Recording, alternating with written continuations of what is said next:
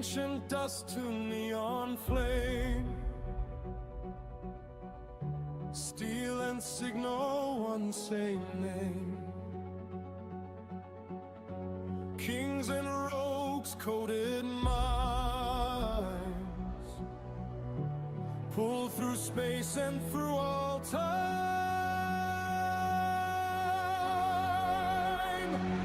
They arrive, feel the ground, hear the sound, all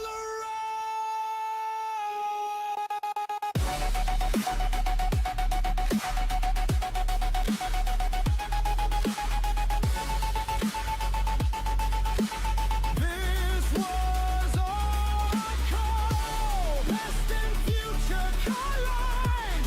Many worlds would find. Far from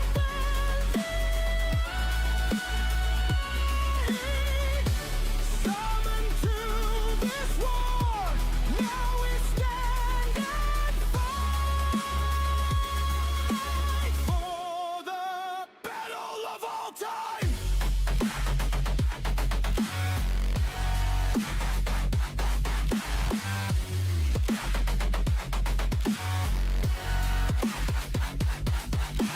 Charge! Strike! Hold! Fight!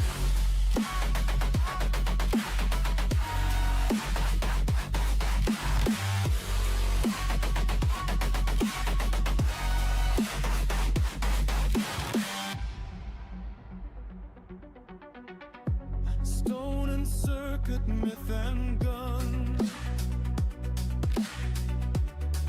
Every age now moves as one. Broken clocks and open skies. Endless now before our eyes. Step in time. Feel the beat. Hearts alive. No retreat.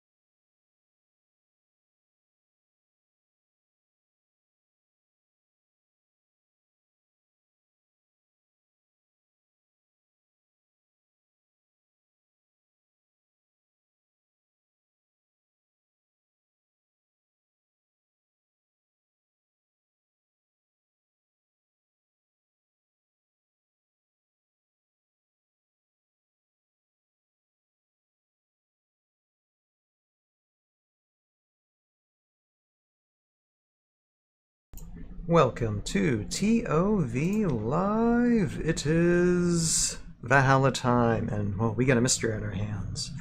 Who's that? VC Mini. Da-dum, da-dum. Well, we already know what they are. We couldn't find or Joe couldn't find photos of them. I'm putting it on his shoulders. I put it out on Facebook this past weekend. So if anyone can get me images of these mystery units, stay tuned. You can help me find out what those next units are going to be, because I need to cut those images out and slap them on a thumbnail for Ryan. Because I don't have them, and he doesn't either. So. Mm-hmm. Anyway, this is going to get much harder as we go on. Welcome. How many units we actually do have, we don't have everything. So. No, we don't. This is why we're reading through them and figuring them out. But welcome to the ToV Podcast, episode 86. Episode 86. Wow. And yes, we are here tonight. I, of course, am Ryan, aka Tales of Valhalla, and I am joined by a Joe Crazy tonight. Yes, thank you for being here, sir, on this hot, blazing summertime evening. My goodness, the air conditioning is cranking. So those of you who are listening on Spotify, and we got an audience, Joe. We have it's a growing audience on Spotify, which is awesome. What are you at now? Let's see. What are you at? Sub count. Head over to the sub count. It is 6. That's alright, 6. It's 6. 962. Oh yeah. That's for YouTube, though. Oh.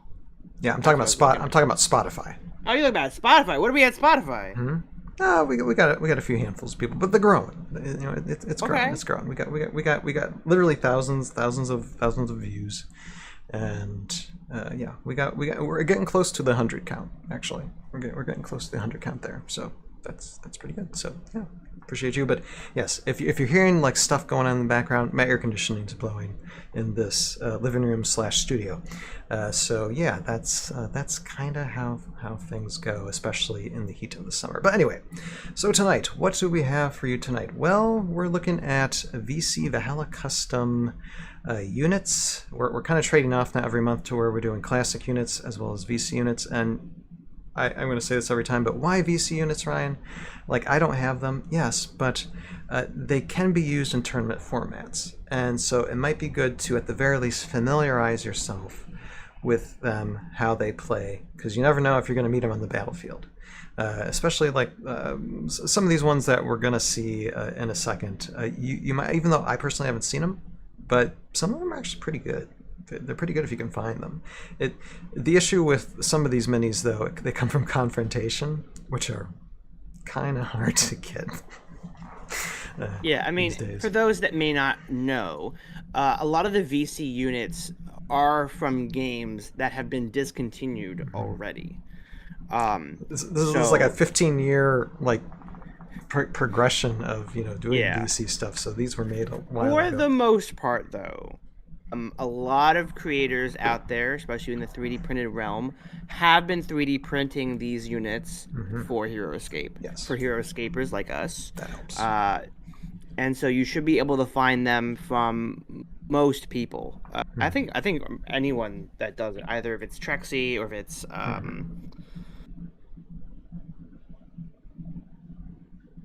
can't think of it. I have to get a list together. we need to know. Get your names out there more, guys. I know people need to start 3D printing more and selling and marketing their names. I've actually seen some new people pop up saying, "Hey, I can do this, I can do that." So good. I think we're getting more. Let people us know into so we can shout you out and so I can memorize your names. I think you're thinking Dice Bear. Dice Bear, yes, yeah. that is exactly what I was thinking. Yes, mind linked. Really. Yeah, I love Dice Bear. Yeah. But if we're gathering more people, and the cool thing is too, I'm going offside because I'm thinking of this now. If I don't say it now, I'm going to forget about it later.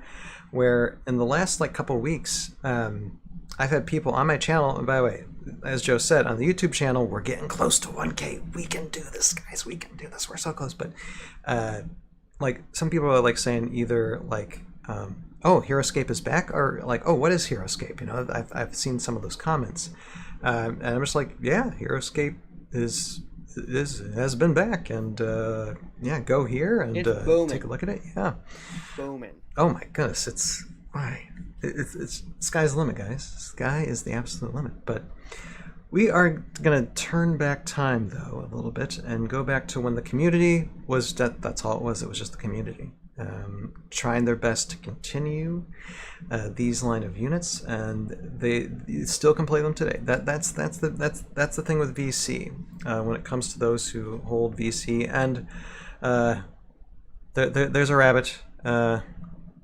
It's got huge. Look at the bones. You know. Just anytime I see a white rabbit. You know, I should do that. I should get a bunch of fake bones and put them around there. Halloween's coming up. Halloween's coming up, man. It's Halloween is coming up. You should do that. It's like the perfect costume, you know. Rabbit doesn't need to change the thing. You just need to find a night suit, you know. And, I do. Be like I don't know who you want to be. If you want to be, you probably do good for Lancelot. I think probably. You get the. I love how that was your first pick and not like Sir Dendrick or maybe a Knights of Weston. Well, I was thinking more of just Monty Python and Holy Grail. I see. Heroscape. I see. Yeah, Heroscape themed, you know. Yeah, I could it'd probably be easier to just get a black suit, right? A black morph suit, and then put on the one chest piece. You know, and then slip on other arm pieces so I can chuck them off every time somebody hits me. That was the Black Knight, right? That did that. Yes, yeah. But you need to watch the rabbit scene. You need is a holy hand grenade too. Just I there, can ready to probably get a holy hand grenade. Yeah.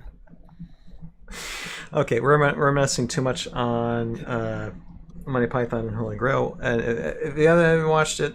If you want a funny time, please watch it. It's and we'll watch it twice. The holy hand grenade of hand talk, exactly. All right, let's and also in the chat. First in the chat on Twitch as well as YouTube is we have a Sir War Pigment monitoring things there, making sure everything stays safe in the chat rooms. But let's first go to. I don't want to do that. There. Don't want to do that. All right. First units, Joe. May I? You're the Morrow guy, so May I talk about the Havech Eradicators? These are a Morrow common squad. They're cyborgs. They're merciless, medium 5, from the Valkyrie General of Valkyrie. They have 1 life, move a 6, range 5, attack 4, defense 4 at a whopping 90 points. And if we head over to heroscape.org, we can switch on the standard points to delta points, and they're at 95 for delta. I can actually switch over to Heroscape Helper, and boom, right there. Perfect. Already there. Standard 90, delta 90, Renegade. So the points really haven't changed, actually. Delta, they've gone up. So good unit. Good unit. That's always a good sign. Yes. People are afraid of the Havechs. Now, I will also say, if you're not familiar with the Havechs, but you are familiar with the Reavers, the what are the Vidar ones that just came out? I am saying that right? The Reavers. Yep, the Reavers. Yep. I faced them a very few times similar. already. Yeah. One of the heroes from the Reavers, I forgot which one, but the one with the plasma rifle has a similar ability to Plasma Surge. But Plasma Surge is a little bit more unique because you can keep doing it. So Plasma Surge says, after attacking a non-adjacent figure with a Havech Eradicator you control, you must roll the 20-sided die. If you roll a 1 through 6, destroy that Havech Eradicator. If you roll a 7 through 17, that Havech Eradicator is safe. If you, and I guess nothing happens, but if you roll an 18 through 20, you may attack again with that Havech Eradicator. So if you want to capitalize on your ranged attacks, because he's attack 4, The defense 4, I mean, and that's you pretty must roll beefy. it. You must roll it. But, You don't and got a you choice. must roll. Yeah, That's you don't get a not an choice. option. That's a Yeah. must roll. Yeah. I mean, they're really good for melee squad, melee units, but you can capitalize on the attack rolls. Now, a 1 through 6 to kill one off, I think that's not as bad. You could avoid that pretty easily. It's pretty safe to get ones in. They've come in pretty clutch for games I've used those, but you got to choose them wisely, of course. But then, of course, mechanical components. This is where I do not like them. But it makes sense. Mechanical components says Morrow Hive cannot rebirth the Havech Eradicators with its Morrow Rebirth special power. Boo! Yeah. Boo! But I get it. It's not a machine shop. It's not a machine shop. But we need a mechanical that'd hive. be pretty cool, We though. need a mechanical hive. We need a mechanical hive for sure. I'm sure there's one in the future that could do that. Surely modified. And this is a different general than Ukar. Yeah, not also Ukar. Valkyrie. Valkyrie. Super dope, though. I mean, Valkyrie, I really, really wish that we could use the general of Valkyrie. Revna, very cool. I think it's a great, essentially, replacement. But there's a certain element to Valkyrie units where Revna, to me, at this point, and Ryan, I don't know if you agree with me, I hope you do, is that it's mostly undead. And nothing else. It's an undead cult. And cult. Yeah, cult, demon. The undead cultish type. They worship necromancy, basically. Yeah. Where Valkyrie is more like, it's not the... Insane. Yeah. I would there's make a certain Valkyrie more vibe insane. to it.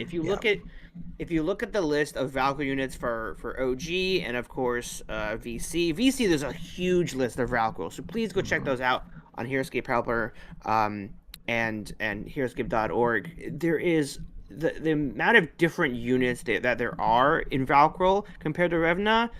It's a wide range, huge wide range. So, but all right, we do have a little bit of lore. We do. And one thing too, like if someone's asking, well, hey, I could always use more Morrow. Where can I get these units, Joe? Yeah, for sure. The AT-43 figures from the Therian set. Their model number and name is the Therian Storm Golem. And good luck trying to find it. Yeah, not the craziest, easiest to find. Yeah. Okay. But anywho, all right. So a good bit of lore is on this. So if you want to read it, go ahead. Yeah, I don't read the lore, so this is great for me. Creatures of genetic and biological manipulation. The Morrow traditionally avoided implanted technology, preferring enhanced evolutionary techniques. But all that changed when the influential warlord Nigok Sa and some of his elite troops discovered the remains of an unknown mammalian species with strange technological devices embedded in it. Using this technology with his followers, who were there that day, sworn to secrecy, Nigok Sa was able to amplify his own considerable power. Nigok Sa was brilliant, cold, and calculating.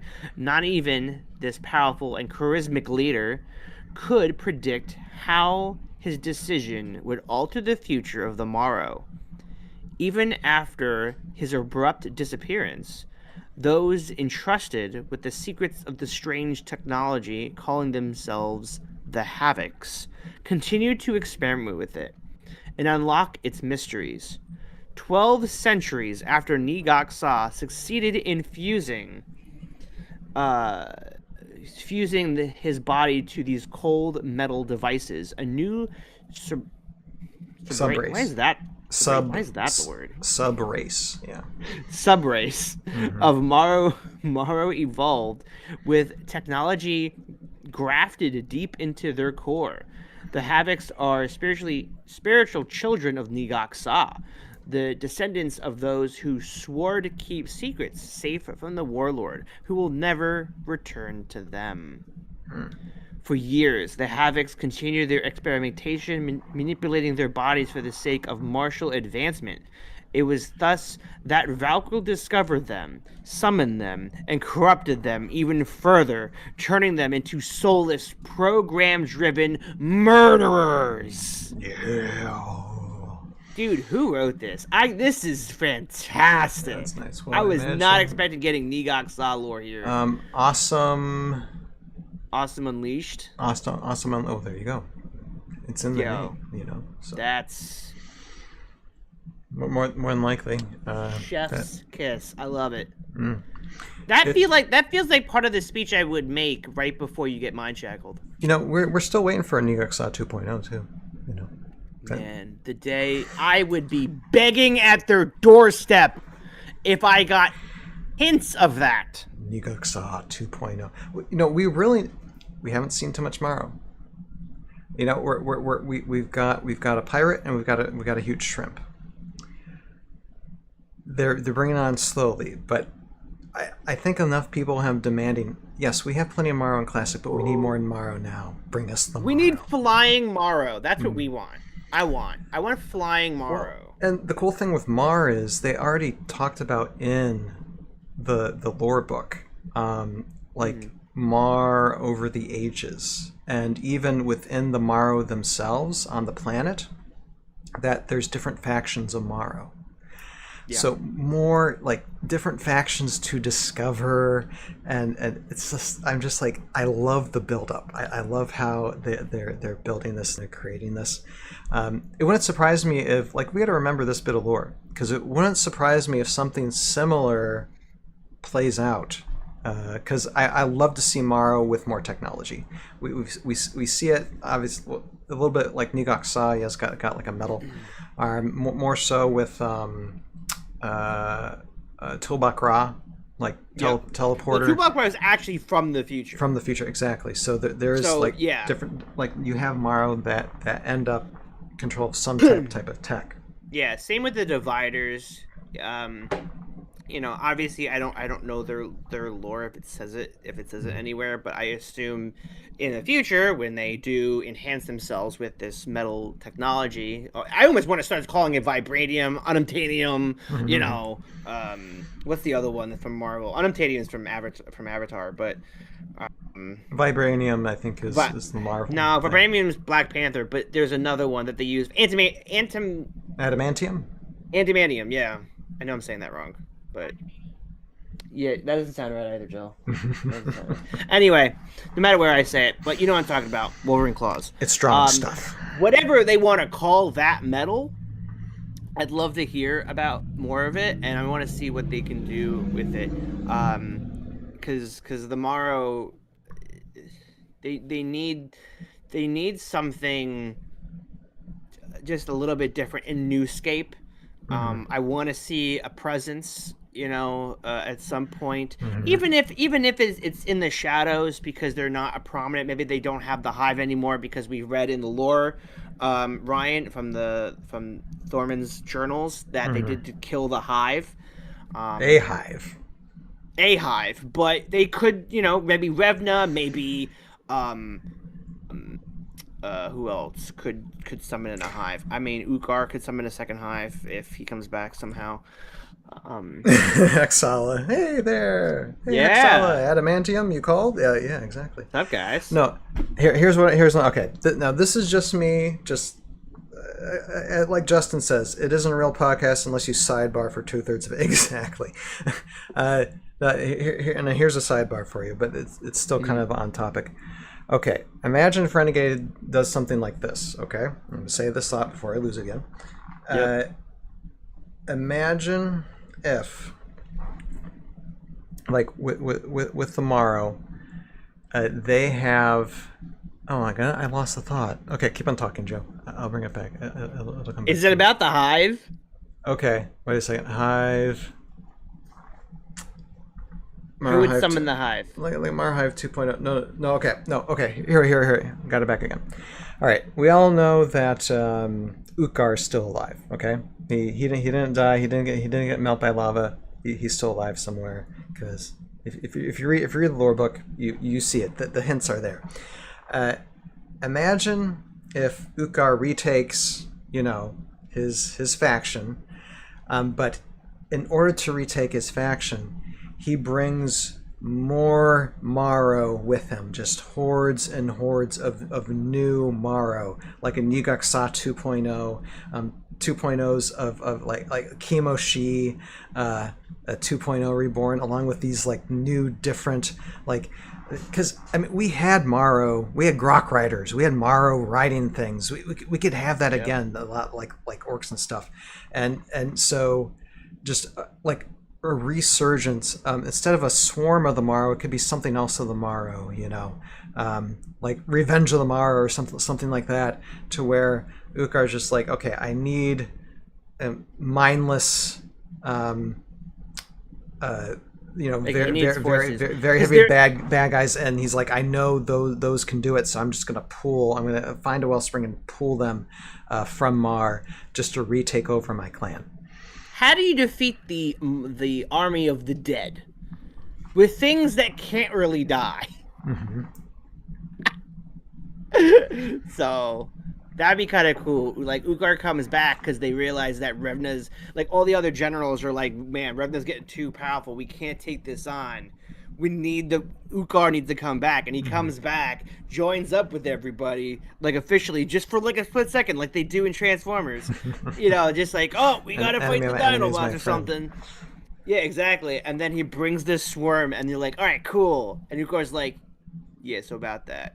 And then pushes everyone else over. I'm the king. Anywho, we could dream, can't we? We could dream. I like to see something like that, because I just can't imagine Ukar would come back like covertly. He might. Yeah. He might, but yeah, we don't want Megatron from the third one. What was the third one called? Dark of the Moon. Okay. Where he looks like an old rapid dump truck or something, and he's got like a cloak. It and was he's me like, the whole time. Yeah, he was like a weakling in that movie. In the Michael Bay films. Okay. They ruined him. But anyway. No, I think Ukar Resurgence needs. He's just coming 100%. Back, and he's hitting everything like a sledgehammer. With it would make sense with the Morrow because he was familiar with him. Yeah, Warpig says Deathwalkers with flamethrowers would be dope. Boom. That'd be dope. I'm into that. And yeah, we'll read these comments in a second. But anything else? Like let's go back to so synergy. Yeah, synergies. So obviously they're common squads, so they do not. Wait, why? Wait, synergies benefits received. Yeah. Oh, I guess the hive mind ability would still work. Yeah. With the hive, so if you do have the hive, and you play with like drones, and you want to put in some of the Havechs, you could technically still take a turn with them. That's fine. You just can't rebirth them. So it's just taking a turn. Like you take a turn with Mara Hive, and then you take a turn with them, basically. Right, and then you can let's say if you have drones or stingers, you can decide who to choose. If you can drudge, and you can roll for rebirth, and you can bring back your other units, and you can have, because I've done this before with the dividers. I've taken dividers with the hive before, and essentially had them come in as a second wave, held the line. And then, as the drones are coming back, the dividers were holding the lines. You can kind of do something very similar with the Havechs, of course.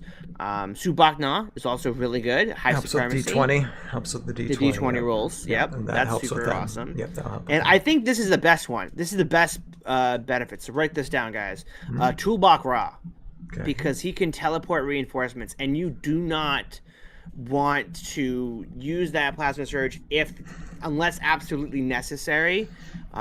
So if you can bring Tulbak Ra in, teleport him over, get some hits on him, put down these 2 or 3 of the Havech Eradicators that have 4 attack, by the way, and range, and get 3 attacks of 4 in on for melee attacks would be absolutely devastating.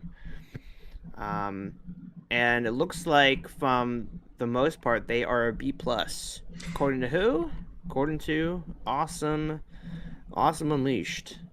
Yeah, let's take a look at let's see, yeah, B plus power ranking on Heroscape Helper as well. They're really good. The stats of them, like you go back up to, they're pretty good stats. You know, the range. I mean, I think the only thing that might hold someone back is the range. If they were a range of 6, they might actually make them way too powerful. But you know, it just. It gives them an attack of 4, defensive 4. The range when they got it, and you're right, the teleportation. If you can work that in with them, that might help. You know, with the range of it to set up attacks. But defensive 4 is solid for these, so that helps them stick around longer than you might expect. And they have a good move, even if you don't have teleport. That's 6. Move is 6 is great. So potentially, they have a range of 11. Potentially. So that's, at the risk. Mm-hmm. You know, but you know, with that little bit of Deathwalker 8000 element to it, being able to get that 18 or 20 and do it again continuously, an attack of 4, if you especially keep if hitting they're 18 on or 20. If they're on height for attack of 5, I can see why they're B plus. They definitely have chops. They do, and I'm lucky enough to have 4 squads. You got 4 squads. I think I have 4. I might have to get some of these sometime for sure. I don't know when. There's a lot of stuff you want to get with VC, you know. Yeah, so. I have 4 squads, and technically I have 2 spares, but the spares, was 2 or 1 spare? I think it might be 1 spare, but one of the spares looks very different than the others, and I'm actually gonna make a custom unit out of it. Try to make their own like warlord or high lord or something for it. For sure, and though I would say for these, obviously they're Maro specific, Maro army specific. You can't really like spread them out to other builds. They're very specific army type build. I mean, not necessarily too. I mean, I would say that you could take 3 or 4 squads of Havechs, you know, and then combine them with other figures, you know, that are not necessarily, you know, benefits received in any manner. But you could still, you know, pair them really well with other units. But once again, depending if you're playing standard points or delta points, 90 points is a lot, which is, I was going to get to this, comparing some of the VC stuff to Renegade units now, where a lot of the common squads are so dirt cheap, and I don't know why they are initially. So it's very interesting to see a lot of them, you know, be like, oh, we're trying to eliminate Squadscape, so here's like our 20-point 4-man squad that can do 3/3. Huh? And you don't want people to take all of them? Anyway. Dear. Weird. But yeah. So that's. But I still recommend getting these. They seem like you know, pretty powerful unit. Even though even proxy these with stingers too, just to practice. Oh, that's true. Print out the card, proxy with stingers. And just see how you feel about them, and it's you'll instantly love them.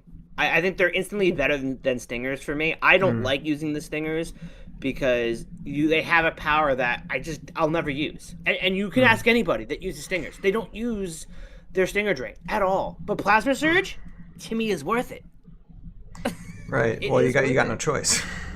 Yeah. Although stingers still are pretty effective because they got range. You know, they got good range. They got their range. It's the idea is that they get range for free at no cost. Where this is like, if you want to use range, it's at a cost. Sure. You don't have to attack at range. These are great melee units, straight out. That's how you should be using them. But if you're like getting down to the wire and you got a couple more squads at the end and you can't get to them in time, and you got your TO going, hey, last round, and I'm like, hey, if I can kill these units and I can't get to them, but I can use my special attack, or not my special attack, my special ability, and do a ranged attack with Plasma Surge, and by chance you get that 7 to 17, get 1 wound, and you're like, oh my god, I have to do this again. You know, if I want to attack, or no, if let's say I get 18 or 20 and I have to do it again, then I don't. That's to me, that's gonna make it or break it for a game. And I think that's a more interesting way to do stingers than stingers. They have accomplished the goal. For sure. All right. Anything else you want to say about these guys before we wrap up this? I mean, sure, I could just keep repeating it. They're cool. I love them. It's so cool. We need some. We better get something similar from Maro, like from Renegade. It's so metal. Yeah, I love it. Yeah. No, I agree. How could these not be Maro? You know, I know they're not. They're originally not, but they look so much like them. Anyway, that's taking a look at Havech Eradicators for your consideration, or you might eventually face them on the battlefield as well. So watch out, because they're out there. All right. Now, before we move on, let me address chat here for a moment. Yeah, let's see what's going on. I mean, we got okay. Again, Justin was saying, you know, if it isn't a real podcast unless you sidebar for 2/3 of it. Yep, that's for sure. That's how it goes. Yep. I mean, especially when it's just Ryan and I, because I feel like, you know, because we have to fill more gaps. So and you know, there's pressure for time. Time is, we want to make sure we don't go in the 12 o'clock or anything like that. But you know, I feel like, at least for me, there's not. I stay a little bit quieter when there's more people because I want to let them be able to put in their 2 cents and chat. Right.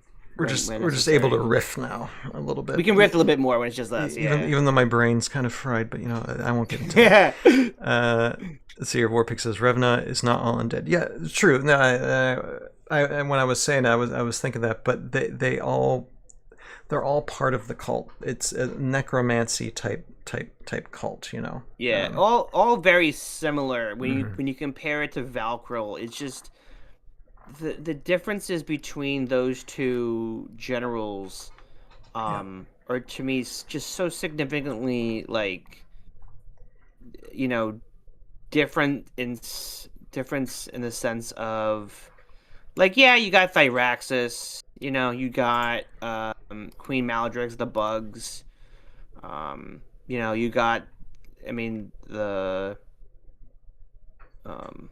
wait, what? Oh. Yo, I got confused for a second. I saw Corvin the Rotbeak, and I'm like, Corvor is not Revna. That's Valkyrie. I don't think we got to him yet. No, I don't think so. That's going to be a while. That's going to be a little while. Yeah, it'll be a while. Yep. Corvor's great. Oh yeah, I got kind of crazy. I keep forgetting about Corvin because I look at Corvin and go, hold on. Speaking of Dice Bear prints, Dice Bear sent me a nice painted 3D printed mini of Korra, just really, really nice. Okay, so we had Haxala pop in the stream for a second, and then Justin, Marhive 2.0, yes, it's a mechanical Marhive there. But yeah, I really think it might be a good story beat if Ukar would come back and then he'd just be bringing like this army of literally thousands of Maro just to swarm over everybody. The reswarm of the Maro or something like that. The reswarm, yeah. I mean, look, I would love a box. I would love a box of like 2 squads of drones, and then have a separate box, 2 squads of stingers. You know, I don't need any more, but I think that would be super cool. And then you have a box of new stuff. Like I said, I want like either bats or bird-like flying Maro. I want new Maro that can kind of like, you know, combine their attacks because they actually swarm. Ryan, I know you're familiar with Gears of War. If you're familiar with the Krill, I want the Maro form of the Krill. That's what I want. It's been a while, but yeah. If you're standing on a swamp piece, if the unit that you're attacking is on a swamp piece, they get an extra attack die or something like that. Like, okay, and then we got Justin saying, got my Secrets of the Citadel sets to the table for the first time today with my 8-year-old niece. She did really well with the Lawman build. Yeah, the Lawman with Gimbal, I think, and the Ison Expedition and Kariga impress me a lot. Yeah, no, well, especially Ice and Expedition, Gimbal, they are the championship minis for a reason, for sure. Warpig says Deathwalker with flamethrowers. That's how you fight undead. Oh yes. Kill it with fire. And nuke it from orbit too, just to be sure. Yep, exactly. And then Ken, play faster. Play faster. And you know what, guys? I'm just going to say something right now. I just, a few hours ago, released a music video from Asura Joe Crazy's lineup of songs, which he hasn't released yet, but I made a music video. Brand new song, yeah.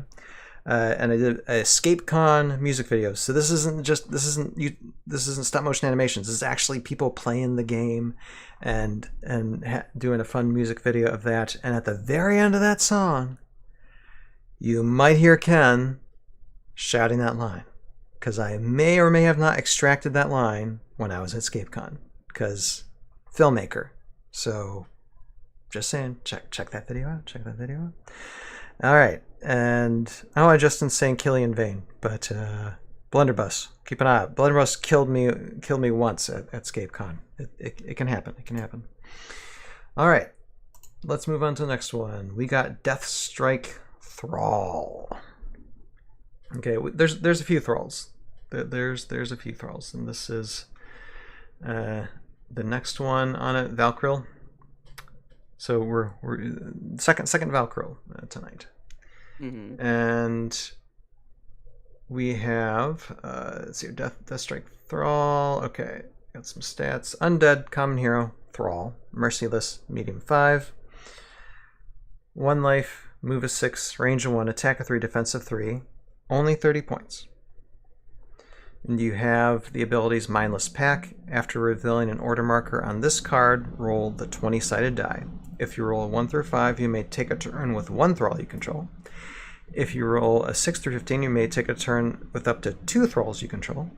If you roll a 16 or higher, you may take a turn up with up to 3 Thralls you control.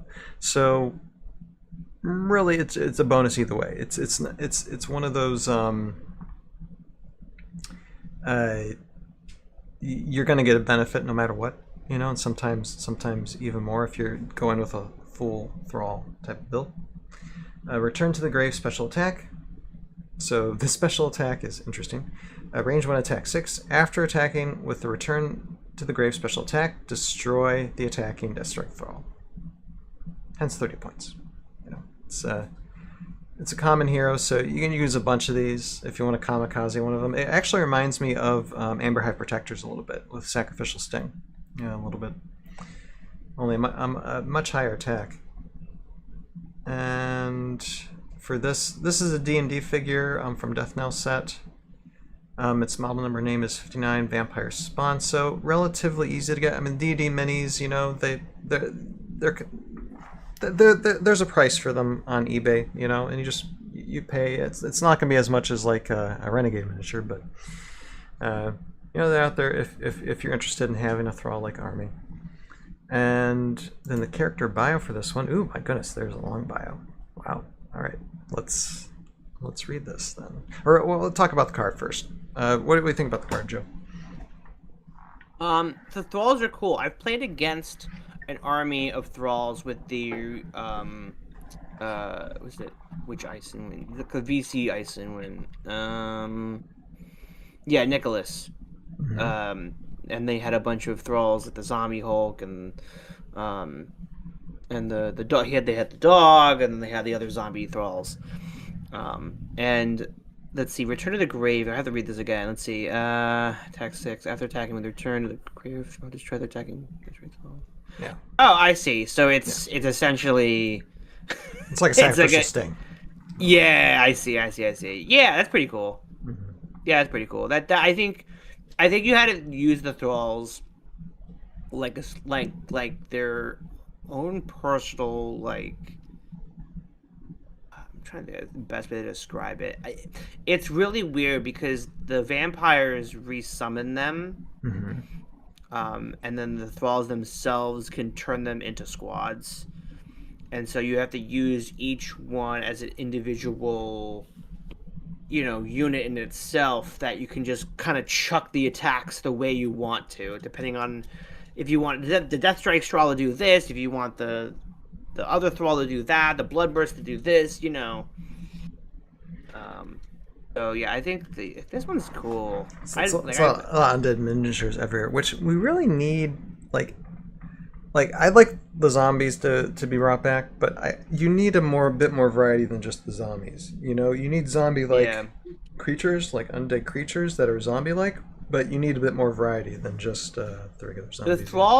The thralls definitely provide a different way to play the game. Mm-hmm.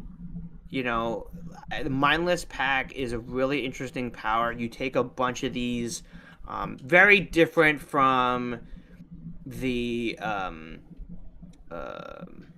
familiar, using the familiars and things. Like if I almost wish the familiars worked this way.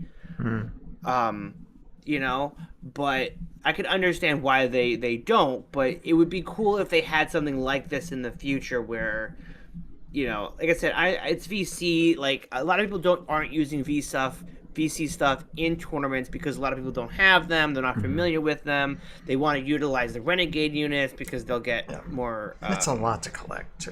Prize support for them as well. So I understand if you don't ever really see these, but I will say that using Nicholas or any of the vampires, because I think Nicholas is the only one that can bring them back. Let me just double check on that.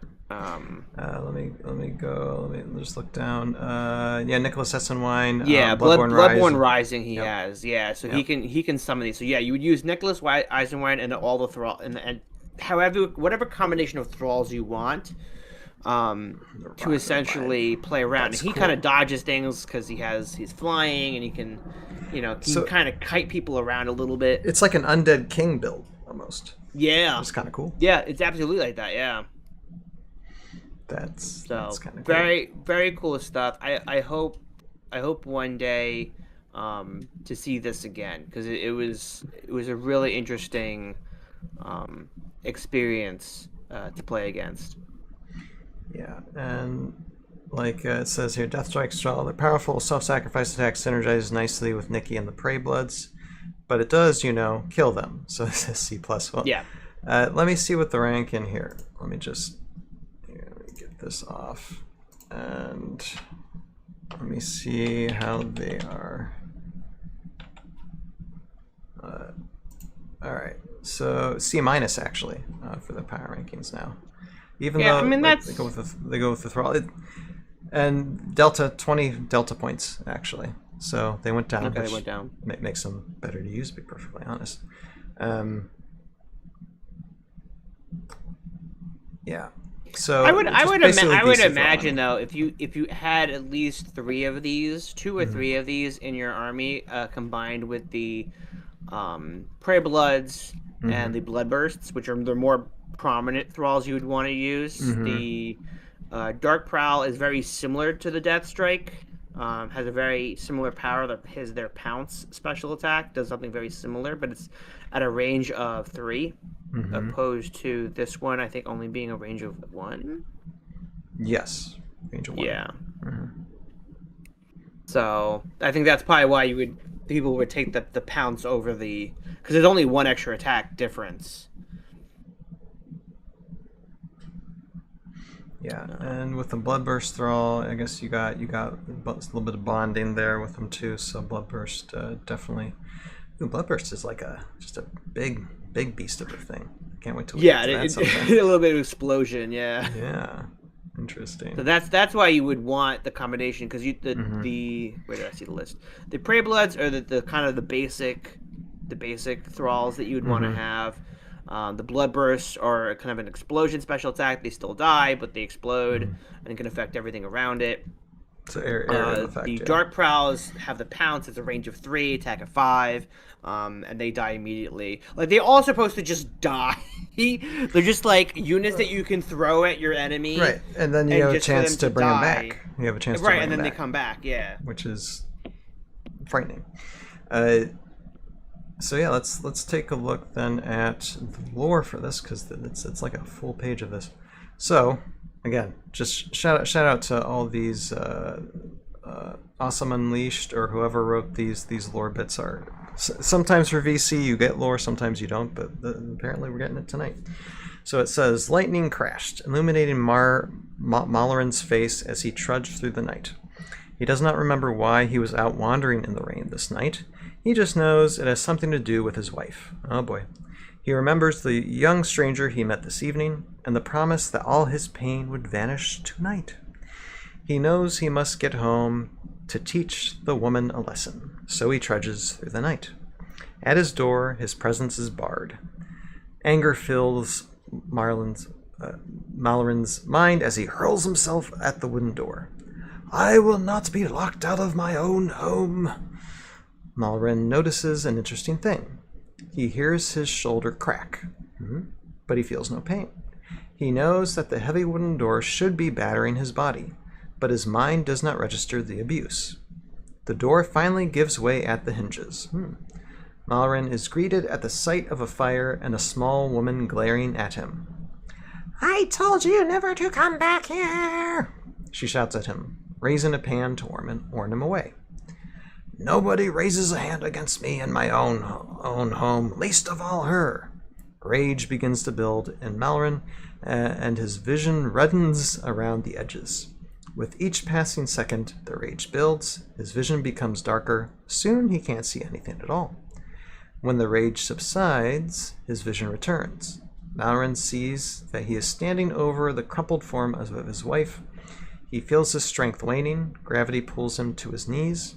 He teeters there for a moment, then starts to fall forward. His mind instructs his arms to catch himself, but he has no control. Malarin collapses in a heap next to his wife, staring into her open and lifeless eyes. He has but one thought as the darkness fades upon him forever. At least no one else will have her. Oh boy. Nicholas Essenwein watched through a window as the Maccabi scenes played out before him. Interesting, he murmured, before vanishing into the night. So, I guess that type of Deathstrike Thrall, that's like the origin, but it's interesting. It's a nice little setup and scene there for like possible origin for at least one Deathstrike Thrall that looks like Nicholas Essenwein was influencing. Yeah. And here, I'll look at synergies. So again, like with the Maro squad before, Deathstrike Thrall is more of a unit that you would have type of the Thrall army. I noticed like for synergies, let's see here, some synergies received. Well, you got like looks like a D20 boost. Hey, Billy Rager, how you doing tonight? Obviously, bonding with Blood Brothers Thrall. You got Ataraxis. A lot of these are VC minis, but you got Gravegrim for positioning. That's interesting. Some of these are like newer, older. You got, of course, Skull Demon, which we'll talk about in a little bit as well. You got Secret of the Citadel, Sudima. That's got bonding actually. That might work. That's interesting. So old and new Heroscape actually might be viable for some of these, which is kind of fascinating. But yeah, it's undead. It's just another way to have an alternate to a zombie build. Anything else to say about Deathstrike Thrall, Joe? No, I'm just be repeating what I've been saying this entire time. Like, it's just a different way to play the game. Like being able to have Nicholas Eisenwein summoning these thralls, mindless pack kind of makes them into a squad, even though they're common heroes. It definitely feels like this kind of build and play style feels really modern for Renegadescape. So like I would love to be able to kind of conceptualize, put an army together. That's what I was actually looking now, because I know I have what I would be using as proxy for thralls, because I have some OG thrall, original thralls, you know, from the actual D&D sets, but I have from the Magic the Gathering. Why can't I think of those expansions? No, I haven't done much Magic of the Gathering. No, Arena of the Planeswalkers. So Arena of the Planeswalkers was for those that may not be familiar, or essentially like Heroscape Light, where it's like it's Magic the Gathering, but they came with some Heroscape figures, or within scale. Some people even call that as like Heroscape, like the next wave of Heroscape before Heroscape Return, basically. Yeah. I don't know if I would say that. I had bought a bunch of these at Five Below. So I have a lot of like copies, and I was using some of them do look like Bloodburst Thralls. Arena of the Planeswalkers. Yes, Arena of the Planeswalkers. And I have a bunch of them somewhere, and I, for the life of me, can't think of where I put them, unless I put them in my paint box, because a lot of them were unpainted. Some of them my buddy Glenn painted. But I was going to pull those out and be like, oh, you know what? Maybe I'll start working on a build, you know, like... Yeah, I would say, too, with these, you definitely need all the thralls, including Nicholas Essenwine, to really have a good, solid army. I have a bunch of prey bloods, but that they ain't gonna do much unless I get like the complete build with these. It just and once again, proxy. Like you can print out these cards on normal paper. You don't have to go too fancy with it. You know, and if you do have a group of guys or some kids to play with or something, like go play test these. It's like, regardless if you think VC is not like actual Heroscape or not, like then that's fine. You don't have to play them in a tournament. You don't have to bring them to tournaments. You could just kind of be like, hey, these were play tested by Heroscapers, created by Heroscapers for Heroscapers. Approved by the original creators of Heroscape too. Craig Van Ness doesn't have a problem with these, really.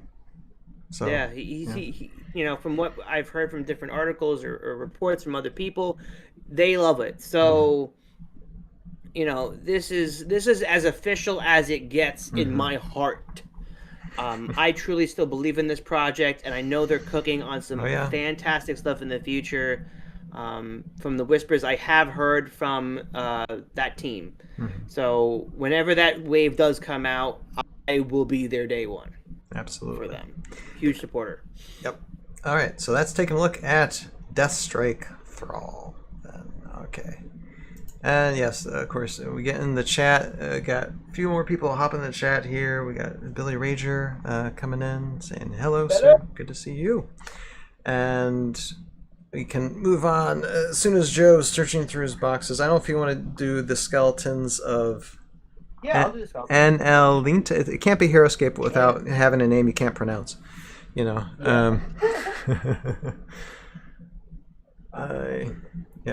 guys. I'm gonna bring these up on Heroscape Helper as well, so that way we already have them ready to go. Yep, there we are.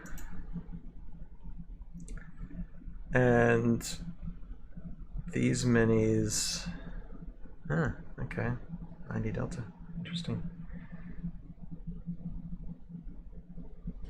It's okay. Get them. All right. And these units are like confrontation units, so probably best get them 3D printed. I'm just saying that early. Well, Joe's searching for stuff. It's gonna bother me. Like, no matter at this point, I was gonna keep searching because it's. That's how I feel about my missing GI Joe stuff. Yeah, the difference. I mean, see, I think you have way more than I do, though. Maybe. And I also don't. But the other is I don't have a third party moving this stuff. You know, it's just me. So unless I've been playing with my friends or family and they're like putting stuff willy nilly back, because I have a system, as I think what majority of people do, right? Like, please comment and let me know, like, if you have your own system or you just chuck everything in a box. Oh, I do. I have a system. I don't know if it's like perfect, but No, I don't think anything. I don't. System. No matter which system It's you tough go to with for your manage, terrain or figures or your cards, it's a system that you know. So and it works for you, and that's fine. Because I know a lot of people are asking, well, how do you pack your terrain? How do you pack your figures, right? And everyone's gonna say how they do it, you know. And for the most part, I would assume, yeah, you put them in a box. You know, how you organize Plastic it is up to bins. you. Tons of plastic bins. Yeah, the plastic bins, the Sterlite ones are fantastic, no matter which size you get. You know, I have drawers for my terrain. I keep all of my other figures in Sterlite boxes of different sizes and styles. So, Okay. But yeah, let me pull up the skeletons. Before we start with this, Billy Rager is saying, Hexala, did you ever play StarCraft? Well, Billy Rager, I know Jason Rutherford, my friend who introduced me to Heroscape, does play StarCraft, and back in like early 2000s, there was a StarCraft the board game that came out, and me, Jason, and a friend like reviewed that board game on Tabletop Battlefield, and that became a legendary, well, legendary in quotations, a legendary episode back in the day, where I really didn't know much about anything other than just shooting my mouth off. So. But I know the game. I've never played the game, but I know of the game, like the actual like video game. Okay, Joe, you need to read the cards. Yeah, Supreme Commander. I've seen that as well. A flying Maro would be like a Mutalisk. That might work. Oh yeah. We could have a giant flying Maro. We could have little mini flying Maros. You know. Like I said, I'd love to see like a plot point where Ukar comes back, but with him he's bringing like an entire like just a new Maro swarm of just like maybe like 2.0s of some of the uniques, and then like new squads and new like unique units. Just an overwhelming surge of army. That would be my that would be my hope, because we really I just want an overwhelming amount of Maro someday, like new Renegade Maro, because I'd love to see what they could do with the designs and stuff. Joe, they fly now. Oh, they always were able to fly. All right. I don't know where they are. I'll find them. He'll let you know in Discord or in the comments below when he does find them. You know, I'll be waiting for that. I'll be waiting for that. Yeah. Anywho, we ready? Yes. I'm ready. I'm then ready. Let's do it. Let's do Skeletons of Annellintia. They are from Utgard. Fantastic. Mm-hmm. They are undead, common squad, warriors, terrifying, medium 5, life of 1, move of 4, range of 1, attack of 3, and a defense of 3 at a whopping 105 points for a 4-man squad. Interesting. 105 points is a lot of points for a common squad. But let's find out why through its special powers. We have 3 to go through. Necromancy. When a skeleton of an Annellintia you control is destroyed, roll the 20-sided die. If you roll 11 or higher, place that skeleton of Annellintia on an army card of any unique lord, lady, duke, or duchess you control. Would that count for the G.I. Joe Duke then? Is he say Duke? Is he really? I think so. Isn't his name Duke? Then yeah. Oh no, Duke is just his name. Yeah. He's not actually a Duke. But wouldn't that work though? No. Okay. That would be that's honestly would be a funny way would- of that going would be- about it, though. That would be. That'd be so funny. I'm just trying It's to not find. considered I'm, Duke, but his name is Duke. I'm trying to find a loophole here. That would be a funny loophole. Yep. People would be very impressed to make that work. Reanimation is their second special power. Reanimation. After revealing an order marker on this army card before taking a turn with the skeletons of Annellintia, you may remove one previously destroyed skeleton of Annellintia from the army card of one unique hero you control and place it on an empty space adjacent to that hero. So they are, once again, there's a similar theme going on with the undead here. Being able to die and then come back, which is really interesting. And then we have Undead Legion. After taking a turn with the skeletons of an Annellintia, you may move 2 unengaged skeletons of Annellintia you control who did not move or attack this turn up to 4 spaces each. So yeah, I could see why they're 105 points. They could do a lot. They can. And even though like the stats aren't much to look at, especially with the point count, Delta points, they're 90 points. So that makes them... They went down? They went down. Ew. But that's nice, because then they're kind of easier to bring in an army and play. Sure. Mm-hmm. Sure. But I will say these guys are, to me, are still very good. I'm very curious now that I bring that up, because what is they're a B+, based on Infected Sloth here. Yeah, I mean, on Heroscape Helper, they're C. Okay. But let's see, what were they originally? Let's see. Yeah, C+ down here. Deathstrike. Or, wait, man, Deathstrike. Boom. Okay, sorry. Thinking about that Deathstrike too much. Okay, there we are. Yeah. Devastating with a hot D20, but requires subtle play to take advantage of the animation mechanic. B+. Okay. Yeah, there you go. It's...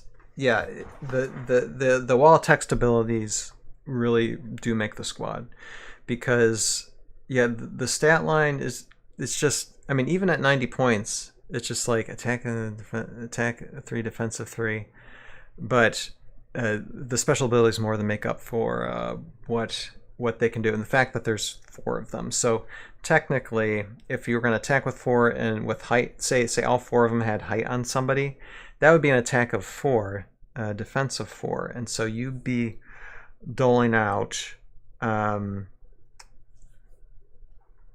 That's 4 attacks of 4, 4, 8, 12, 16. Yeah, that's a lot of dice. It is a lot of dice. Yep. That's, and here, bring up. Okay, yeah, okay, so there's a little bit of lore with this too, but I want to see what they synergize with. What cool thing is, yeah, Nicholas Essenwine is the VC unit, right? Yes. But they also go with Sonya, Iskra, and Cyprian as well. Mm-hmm. So you don't technically need Nicholas to work with them. No, just that he's mostly named mostly for the thralls. I think this particular squad is probably best paired with Ataraxis. Yeah, Ataraxis, which we will get to in the future. Ataraxis, much later. Charlotte. Ataraxis is a recent unit. Very recent. Yeah, fairly recent. I have Ataraxis though. So. Yeah, Ataraxis is actually a lot of fun. Very excited to get to her. So definitely go through when you look up any, and I hope people, and please comment, please let us know if we have helped you in any way to discover something new about this game, and you actually go through the Heroscapers website and be like, all right, let me go take out, let's say for example, the skeletons and Annellintia, and then you go through their synergies and be like, hey, let me click on this, and you click on Ataraxis, and then from Ataraxis you click on, you go down to their synergies or their characters. Oh, cool. Well, who's Torn? Then you click on Torn, right? Like it's just super cool to just kind of go down the branches to kind of see and connect the dots of who bonds with what synergizes with this, and like how the website kind of just be able to click on everything. It seems very commonplace for most of us, but I don't know how many veteran players watch, Ryan's podcast, or a lot of newcomers too. And if you're first time, I'm just curious. I'm anyway, off topic. No, I'm just seeing like some of the synergies when it comes to they go with Crypt Guardians a little bit, Concan. The newer Concan can boost their defense a little bit. Gravegrim for positioning, which is interesting. So yeah, they can get some play. Although technically, you would need a hero for them to buff their stats. So this is the thing: is like when building an army, I'd still say like if you're trying to go for like a 3 to like say if it's like 410 or 400 and under, they would probably be a tough army to build. You would need like probably a 450 or higher type look to really make, because you would need at least 2 or 3 squads of these guys. So that would only leave you down like to possibly get 1 or 2 vampire heroes if you could. Yeah. But I think even with working with 2 squads of these, being able to reanimate the necromancy, because you need the Lord, Lady, or Luke to do reanimation. Yeah. And then being able to essentially slowly progress the other units you didn't move or attack. So even if you, let's say, move an attack with 4, then you have your 2 from your other squad coming in. And then essentially if you almost kind of want a fast hero like Cyprin to jump into the fray, someone that can last a little bit longer, so that when you take another turn with the skeletons, you can reanimate on Cyprin, and then take a turn with them as well. Kind of like a fun way to teleport.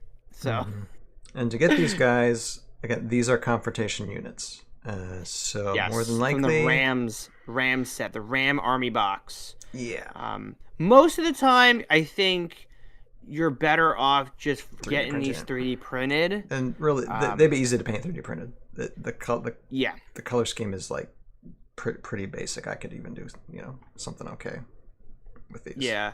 Be I mean, my best guess here too, because I really like this design of old copper armor starting to turn. Skeleton bones too is just with skeleton bones is really kind of cool. Yeah. So I would absolutely base coat them in like a cyan color, and then dry brush like a dark bronze on top, and then do the minor details with the skeletal faces, and arms and legs. So something I'd probably try in the future. For sure. All right, you want to read the lore? Read the lore. Yeah. Let me read it. Yeah. Lore there. Ooh. All right. Got some familiar faces in that. Ooh. Finn and his Tarn companions pressed onward toward their goal, the malevolent lord of the night, Cyprin. As Finn and his companions sliced through wave upon wave of the bony, undead denizens of the dark, he chuckled to himself about the musical nature of his foes. With each awkward step of these skeletons came the hollow click of bone upon bone. With each lunge came a series of clacks as the reanimated fighters rubbed against each other. The sound was not unlike the sound of his mother's wooden wind chime that hung outside his window when he was young. With each warrior he defeated, he delighted at the sound, similar to the chime in a heavy wind. When he defeated the last foe between himself and Cyprin, the song of the chime rang outside. The chime rang through his ears as he stared into the dead eyes of his mortal enemy. He half expected to see concern or even fear in the face of the old vampire before him. Instead, he was met with a sly grin.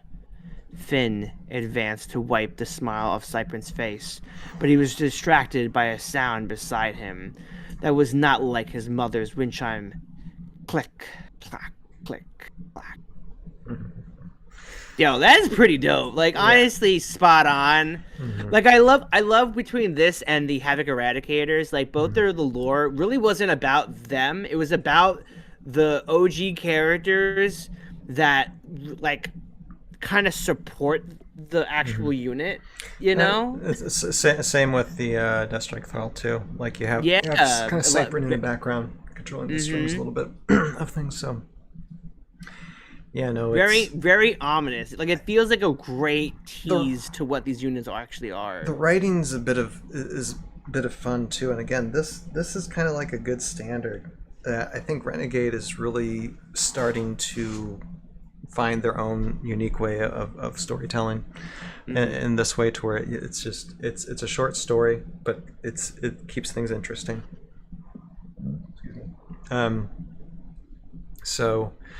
Yeah, and it makes these guys just that much more interesting. So, yeah, a Cyprian army build with these guys. You get a description of what they would be like, and a lot of fun. I'd say a lot of fun for these guys. Now, did Cyprian? I'm gonna check Cyprian's. How is Cyprian's? Okay, he's 160 in Delta. Okay, so he went up just a little bit.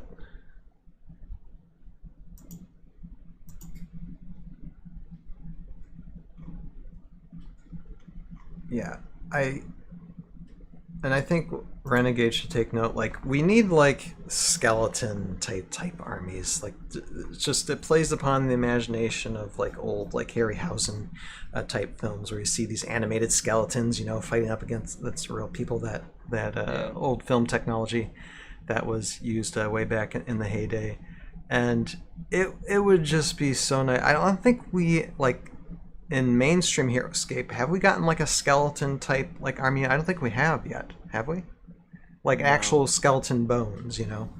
No, I don't think we have. Obviously, other than this, I think there's other VC skeletons that we have not reached yet. Yep.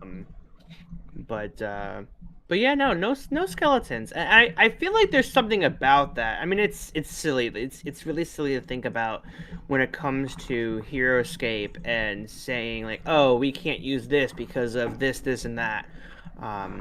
You know, we're starting to get human historical characters, which is fantastic. A lot of people have been saying that for a long time. Hey, we want historicals. We want historicals. Great, awesome. Well, Ryan and I are Billy Rager, Sinbad and the Eye of the Tiger, exactly. We want our skeletons, so let's get hashtag skellies for Heroscape. Let's get our skeleton characters, our archers, our knights. Hell, I mean, I'll take skeleton like modern day army guys. Give me an assault rifle skeleton wielder. Oh my goodness, that'd be interesting. Well, let's really combine it, shall we? Do undead things like that. Yeah, that's yeah. we really need like some type of event to where it's like an Undead Rises type thing. I know right now in the Renegade sphere we're dealing with Secrets of the Citadel. There is like a vortex that's like trying to suck in, you know, everybody and totally wipe everything out through like a black hole basically. I know it's not a black hole, but I'm just saying for reference. Yeah. The sense of the void. Yeah. Yeah, and once that ends up getting resolved, we really need just like an undead like, because we had hints at that, you know. Well, we don't know what's the secret in the Citadel. No, it could be a gravesite. It could be tombs. Oh, Justin, don't break my heart. Undead Airborne Elite. Oh. Don't do that. As long as yes. As long as it's only a what if, you know. If it's a what if, then okay. Not actually Airborne Elite, but you know. Maybe it's their maybe it's like a side season where it's like they become skeletons. Not that they actually die, but they're skeletons, you know, and then they get a potion and it heals them again. How's that? No. Oh, okay. Just that I tried. I'll have the green shirt. The green shirts can go undead. You know, I do an undead green shirt army. Undead green shirts, yeah. Anywho, all right. So nothing else to say about it. So it's a good squad. It's a pretty fair squad. So if you're interested in this type of thing, definitely check them out. Skeletons of Annellintia. How do you say it? Annellintia, yeah. Annellintia, yeah. That's how I've been taught. Need to figure out what that name's about sometime in the future too. But yeah, let's take a look at them. Check them out, or just get ready because you might end up facing them on the battlefield, especially if Delta gives them keeps on giving them leeway to be better opportunities out there for that. So there you go. All right, and Bill Flint's asking, are all these VC provided as 3D prints? Yeah, if you find Heroscape 3D printers like we were mentioning earlier, Dicebear or Trexie. You can go on Trexie right now. Type in skeletons of Annellintia, and you can get a squad for $9. Yeah. If you have your own 3D printer and you were looking for the files, I don't know how to get those. I'm sorry. I assume there is a website. The Heroscape community can probably fill you in on that information to get. Yeah, probably through Thingiverse. If you go on Thingiverse. Oh yeah, Thingiverse. Yeah. Oh, let me see. Let me just type that in real quick. Hold on. Thingiverse. I know there's a few. You could probably look it up, like Heroscape VC or whatever. But I know that they probably have most of them out there. And Justin, what would they use as a grenade ahead? I mean, that's one way to get ahead. That's one way to get. Yeah, it's definitely one way to get. I got Martin Hounds on Thingiverse. I maybe I just don't know how to search on Thingiverse. I mean, there's a bunch of stuff here, but I'm sure somebody has a link or something. You know, like. Yeah, these can be found. These things are out there. If you go on like Heroscapers Facebook or something, I'm sure if you ask the question, someone will answer. Yeah. Okay, we're gonna get on this last one. First, there he is. Okay, pop him up there. You know, and for those that have not tuned in, that's one of the mystery ones, and the second mystery one is the Skull Demon. Skull Demon. So if anyone has official units of these, could take pictures for me, thank you. I gotta get this guy sometime, like 3D printed out and just. There's actually a few different models, I think, but I'll have you go through it. We'll cover it, but. Yeah, because this is another confrontation figure that you're probably never gonna find an original. So yeah, get a 3D printed. Yeah. But okay, let's take a look at Skull Demon here. Another Valkyrie. We're getting Valkyrie units for this particular wave. Very dark and evil themed for today. Hey, I love it. It's Demon, Uncommon Hero. So guess what? Mm-hmm. Guess what? You can get more than one. You can get freaking more than one on the field. Very a champion, Joe. Mm-hmm. It's got champion. He's a champion. Relentless, large 6, big dude. 3 life, move of 5, range of 1, attack of 4, defense of 4. Not bad stats. Whoa. 65 points. Not bad. Wait, what's that? See a delta. Okay, it's across the board even. 65 across the board. Okay, so that's. I mean, it still says that it's a good unit. Mm-hmm. You know. Yep. That's a fair unit, I should say. Yeah, I'd say. Okay, the abilities are Frightening Presence. Common figures attacking a Skull Demon with a normal attack, subtract 1 from their attack die. Ooh. So there you go. Valkyrie attack aura 1. All friendly figures adjacent to this Skull Demon with a range of 1 who follow Valkyrie add 1 die to the normal attack. So it's basically like everybody banding together. Around this guy, so you get a little bit of an attack aura, which is kind of cool. So basic, and the thing is, you can get more than one out there on the field. So technically, I don't know if there's bonding synergies with this type of dude, but or multiple of these dudes. You can get multiple of these. That's actually kind of it's cool. so You get cool. multiple of these guys. Let's take a look at and again, like the original unit is confrontation figures. Actually, different types of units you can get from Yeah, Ramset. if you look at that spoiler alert there, it says other versions of the card. Actually has the other versions already there. Oh, let's take a look. Let's take a look. Okay. Oh wow. Okay, so yeah, different versions. Okay. Yeah. So this is a very fascinating topic, and I Wow. think it's not as controversial.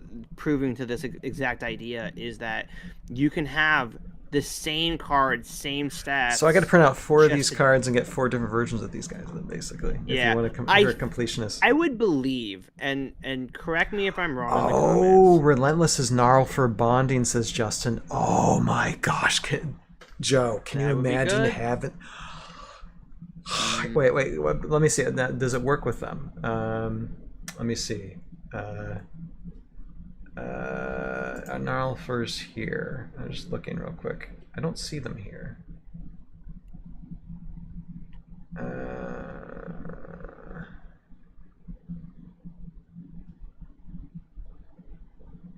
I gotta double check Gnarl first again. The Mighty Hero bonding before Yeah, taking a turn with the because is that just unique? Raiders. Is that just unique hero? You may take a turn with a valiant or relentless hero you control. It doesn't, whose affiliation is Ukar or Jandar. So no. Okay, so it might work for because sometimes in ScapeCon you can have there's some scenarios to where sometimes Valkyrie is included, is lumped in with Utkar. True. So Yeah, that might for be like a it. General Wars. Yeah, but your common army, then yeah, Gnarlfer unfortunately ain't going to link with him. That's a shame. That's a shame. But he still bonds with lots of other stuff. That would have been really cool to bond with Gnarlfer. Oh my goodness, that would have been so nice. But yeah, One thing I was gonna mention Right. about this idea of having different options, I would assume, and like I said, correct me if I'm wrong, that I think it would be a little unfair if you had, like, let's say if you were bringing four to an event, that you had 4 different models. I don't know, like, unless you have to have of the same model. as long as they're I the don't same. Actually, I think since they're an uncommon hero, it's great to have 4 different ones so you can identify them and their cards. That would be differently. true. Yeah. That would be true. Yeah. I think that's how I would probably want to do it, and just because I want to get all 4 different models, Joe. I just I want Dice Spirit to just print them out in paint. True. They look really cool.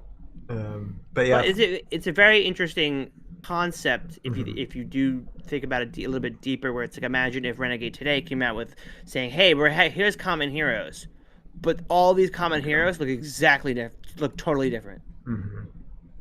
But they're the same figure, same stats, same everything, just different model. and I don't think they're. Here, I'm gonna hide these cards. I don't think there's lore. This is one that does not have lore. For the attack aura, there's a lot of choices. It's just all valuable stuff with Ranger 1. So many different things. Yeah. We have the Durgith Raiders, Death Knights of Valkyrie, Death Chasers, a lot of the Prowls, Civ, the Noskra Cultists, which would probably be the best one because... No, these are for the Dragons. There is a squad that works with this particular one. Unless I'm thinking of these skeletons of an Annellintia. Because I remember playing against the Skull Demon, and I thought You're talking about Acolytes of Vorongrod. Yeah, that's who I'm thinking. Yeah, because they got Blood Summoning and Dark Pact. Yeah. I have I 3D printed a squad of these. Not very good on my old 3D printer, but they're aren't they a common squad? They are. Yeah, so I probably like a Trexie or someone to 3D print more of these for me. Like a few common squads worth of those Acolytes. Yeah, that would that helps with lots of demon builds. Oh, interesting though, because they're not on this list to be buffed by them, but they should be. Yeah, maybe they're just not included on there because it's on a Heroscape helper. Gotcha. Mm-hmm. So this needs to be updated, unfortunately. And probably won't. It's probably just a miss, unfortunately. Yeah. And what are synergies now? Morgoloth, which is another fun, and that's the one I do have. Demon Leadership. As a demon, a Skull Demon gains one additional move if you also control Morgoloth. So there's a little bit of that. Death Knights. Oh my goodness, they work with Death Knights. Oh, with the Unholy Bond and okay. Oh, that would be fun to have Death Knights with these guys. Ooh, so I got those. Kusamet. Well, the Kusamet is another thing that is another unit we need a 2.0 of. What do you think, Joe? Yes and no. I'm not a huge fan of him to begin with. I know he's a very underpowered unit. I get it.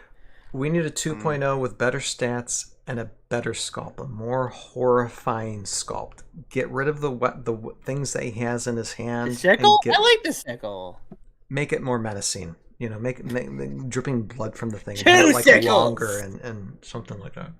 Maybe he got froze over, and then he had 2 ice sickles. The puns are flying tonight.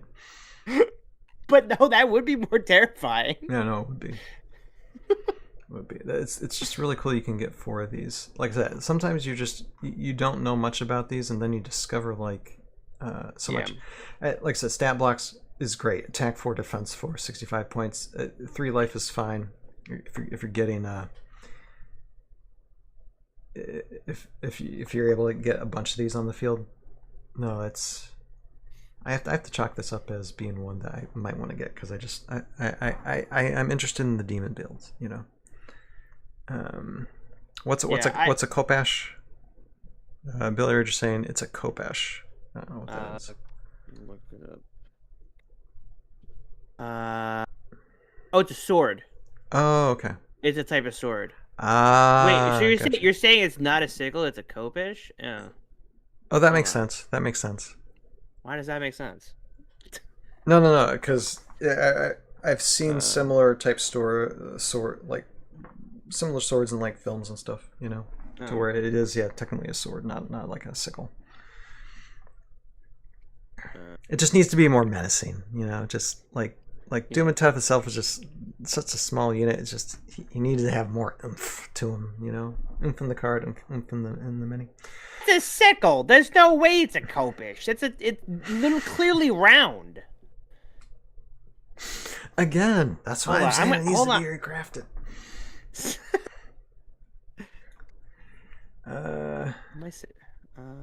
So yeah, I anyway, back to the Skull Demon. I love. I've used the.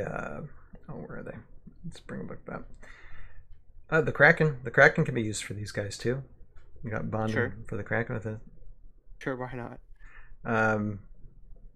And also Skull Demons can also do an attack aura with other Skull Demons, so they can all bunch up together and have an attack aura on each other.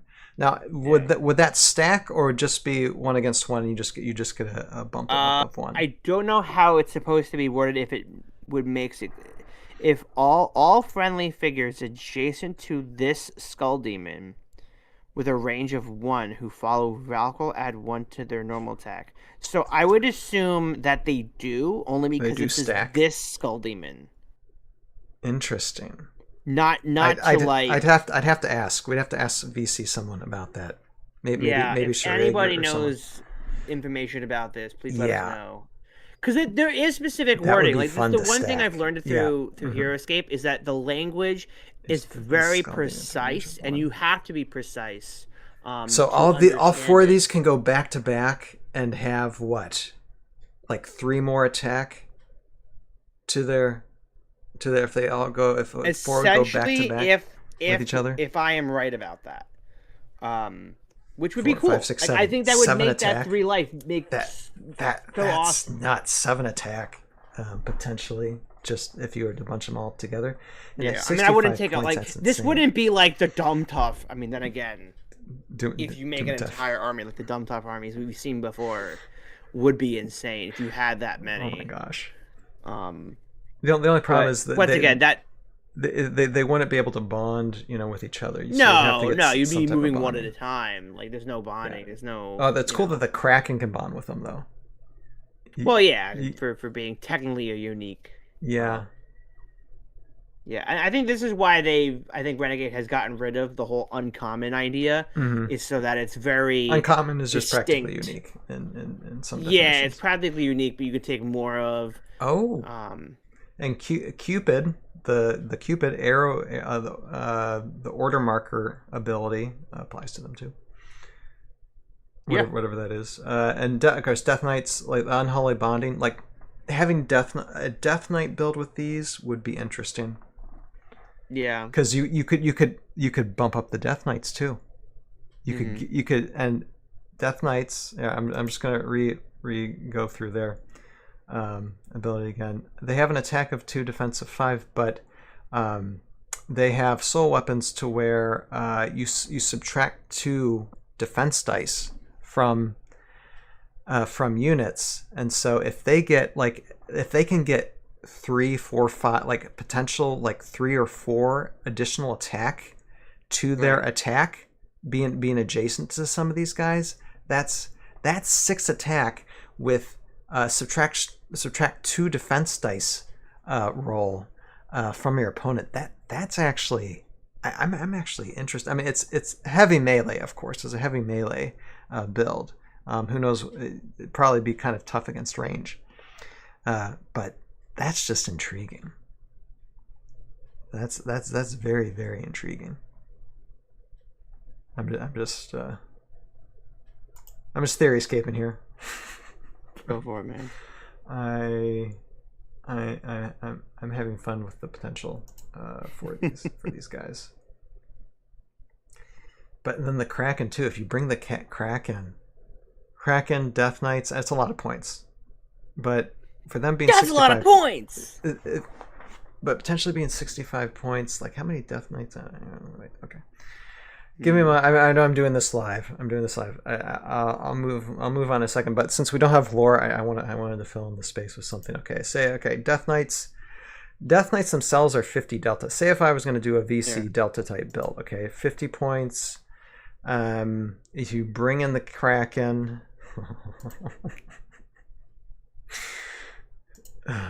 Death Knights are 50 points. Kraken's 100 points.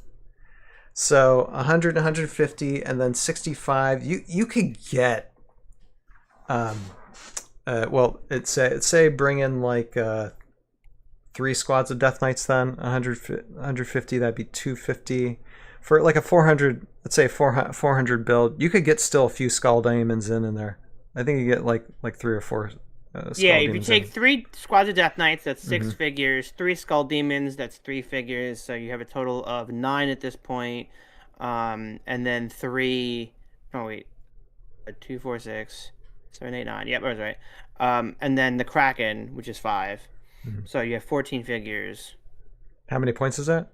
475. Boom! And you can like minus 1 squad of Death Knights if you want to, but that just seems like fun.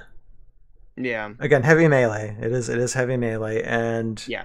it is slow moving. I don't think, but at the same time, depending on if you're up against a melee army yourself, they got to come. I wouldn't say it's that. I mean, mover 5 isn't that slow. It's slow enough to some of the fast ones out there. Especially with bonding, you can move those Death Knights up pretty quickly. You're throwing a Skull Demon in there, and then, but you have to realize that you do have to put an order marker on the Skull Demon to summon the Kraken. The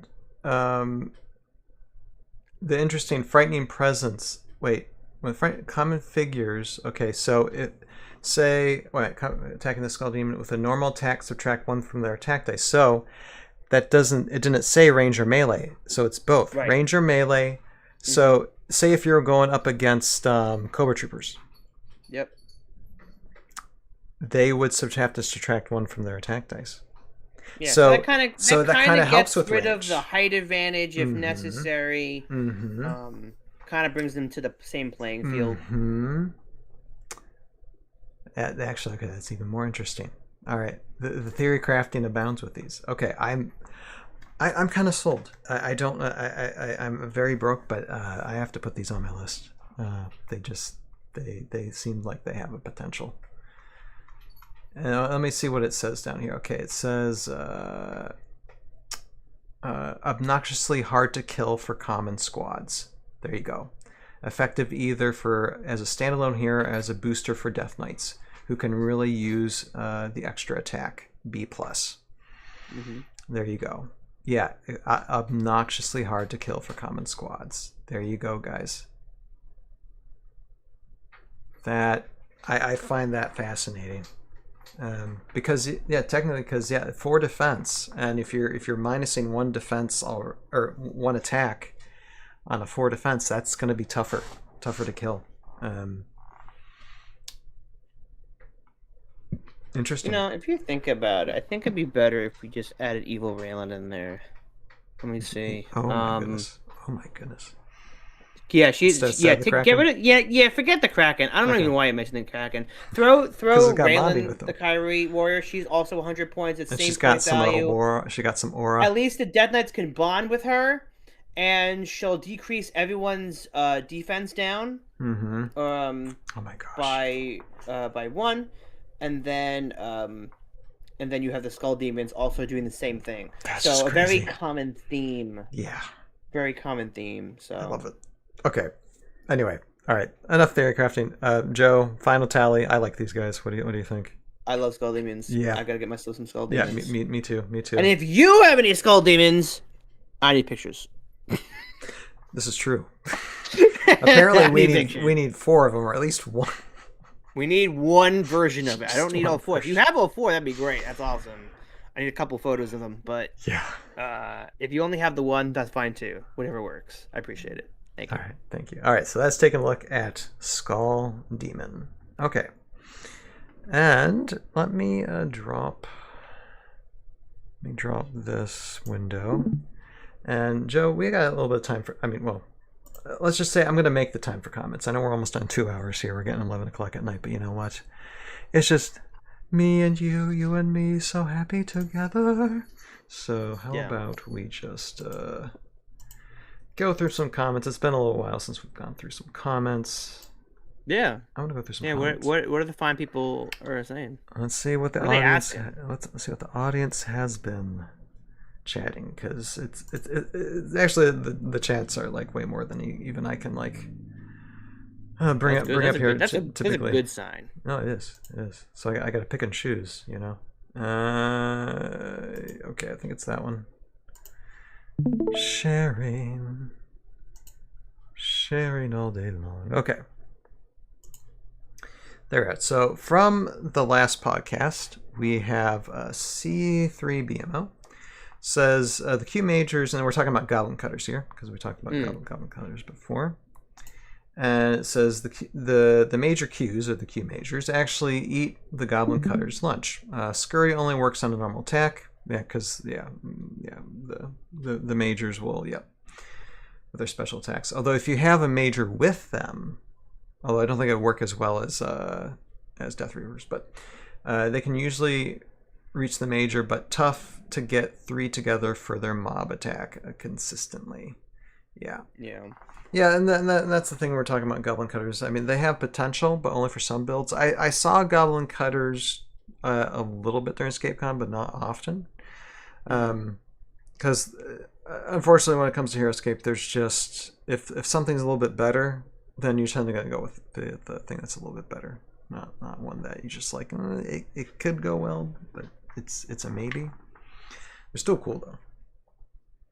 Yeah, and once again, when you make comments like this, like, it's awesome. I love understanding and knowing counters and things to everything. But there's so much possibility. You're never gonna know exactly what to take and what to expect based on the format. Like it's the Well, possibilities are. I mean, yeah, there is a certain limit. you can based on it's- popularity. and you can predict typically what people are going to bring depending on what the format is, what you're allowed to bring, because you're looking to win. You're looking to bring the strongest army you can for that type of scenario.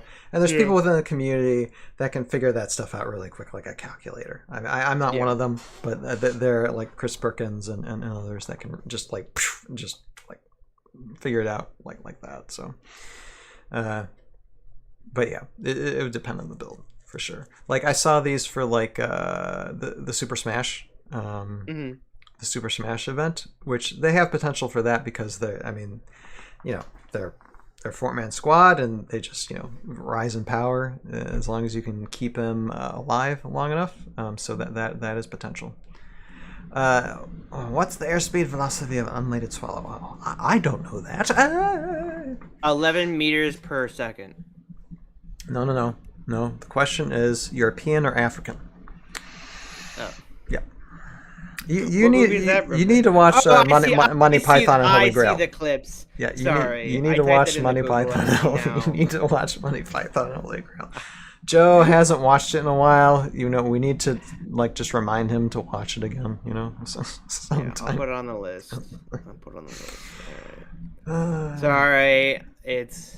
All right. I feel like I have to. I'm an idiot. Sing. No, not that. She's got huge tracts of land, Huge tracts of land. Go crazy. There's right, what else they saying? There's what else so you got? much. Yeah, one of these days we really just need to whenever there's a Monty Python anniversary, Holy Grail, we just need to have a stream on that. If I have time. I mean, you just call it. We'll go. I'll do the homework. All right, thank you so much, C3BMO, for the comment. All right, and this is one of the comments I was saying. Heroscape is coming back, available for purchase. 6 days ago. When did you get this comment? 3 years ago? No, 6 days ago. 2 years? 6 days ago. I just pulled these this morning. Infinity OOX. Thank you so much for the comment. And even these types of comments are great because it shows that we're getting audience. Working hard enough. That's what that says. We're doing our best. That's cool. I mean, look, I get it. Like I don't know how many times I went to tournaments and I would talk to people and talk about the HasLab campaign and do you know that? And you're like, what are you talking about? And I go, okay, well that makes sense because if you're not following, if you're not a core scaper, you're not following with all the news. I get it. And I explain to them, I was like, oh wow, that's crazy. How did it do? And I said, oh, I'll talk about that part. But it's cool. I mean, I'm glad people are still interested. They hear the name and they go, cool, that's a name that I know. And all you gotta do is just type it up. They might not know Renegade is making it. So there's so much information out there. It's Heroscape.com. You can type it in. It's funny how much we have so much available for such a niche game that's still niche. It still is, although it's getting to where it's like I think it's starting to burst at the seams a little bit, but still niche because we're doing this type of stuff. We're not making any money. That's how I know it's still niche. Yeah, that's true. Yeah. There's that. But anyway, thank you so much, Infinity OX. Hey, if people want to ask that type of question, look, I'm more than willing to point you in the direction you need to go. Where to be like, new Heroscape? Check it out because it's just getting better and better. So thank you so much. All right, and then Sundered23 says more relics for Hrungur. I know I'm saying that wrong. Let's get acolytes using ribs and bones as weapons. Yes. Jewelry that boost acolytes. So all these comments are from the stream I did when I was looking at the Gen Con reveal stuff. So let's get acolytes. So we were talking about the Hrungur, the huge mummy, Oh my god, this thing is it's so cool. Although Crab King for me is my favorite, but The Crab King is pretty dope. Yeah. this is just it's just something that we really haven't seen before. No. A head with an eye, hands that can clap someone, smash someone to death. You have a heart that's like beating. But I was saying this like during the stream. We need more body parts. We need more body parts of this thing. If it's a mummy, we this is really sick, if you really think about it. But I love Sunder's ideas here. Feet. One thing we said was like we need some feet. If we got hands, we can get feet. No, let's not go back to the feet discussion, please. No. The feet fetishes. We need the feet fetishes. No, let's not go back to where the HasLab feet debacle. No. Oh, was there feet? No, you don't remember that? No, I don't. That's how they were teasing some of the new units. Avalon Hill had posted some stuff, and they were like feet pics of the models. Well, now we can get some mummified feet that are huge. That actually has stomp. Let's do stomp. Trample. No, it's going to be trample because there's two of them. Oh. Wait, or you could do actually one card: left foot, right foot. Right foot. Yeah. No, I mean honestly, I would love to just have Exodia as an actual figure in the game. Would be great. Thank you. Well, you could have a you could have a jewelry that brings all of them together as one.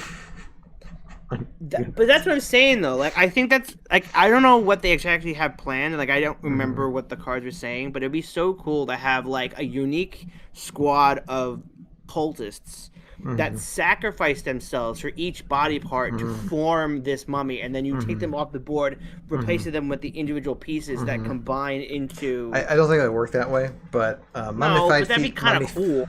Mummy feet. Mummified feet. Mummy feet. The mummy jokes are coming out, but ribs, bones as weapons. Yeah, like even glyphs. Yeah. Like glyphs from the.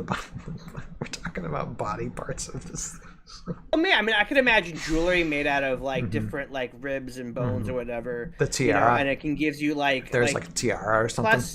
Plus one. To your D20 roll for reanimation, or like, what I'm saying, for undead figures. We need more relics. We need more relics. Look, Revna is, like I said, necromancy type cult. You need relics for a cult. You do. So there you go. You do. Absolutely. Yeah. So thank you so much, Thunder, for that comment and ideas.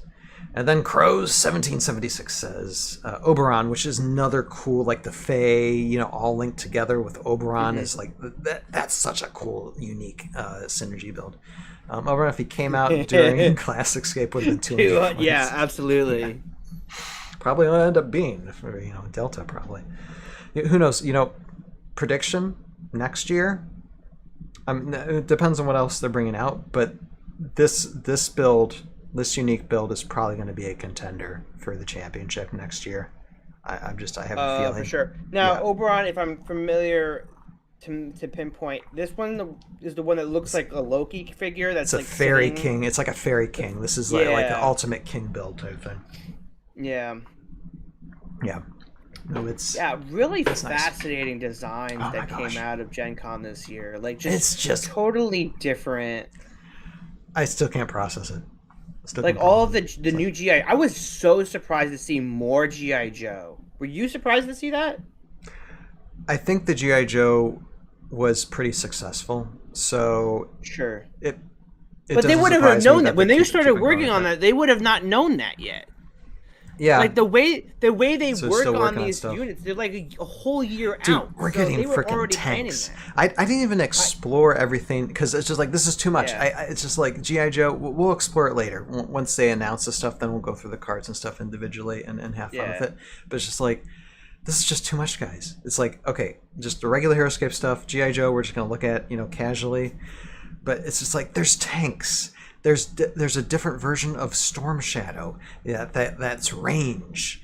There's just all this different what's stuff. the It's just story on crazy. that? Like, I was so confused when I saw that. I was like, Well, because what? in the lore, no, we have a melee Storm Shadow, but there is a ranged Storm Shadow in In the cartoon? in the series. Yeah.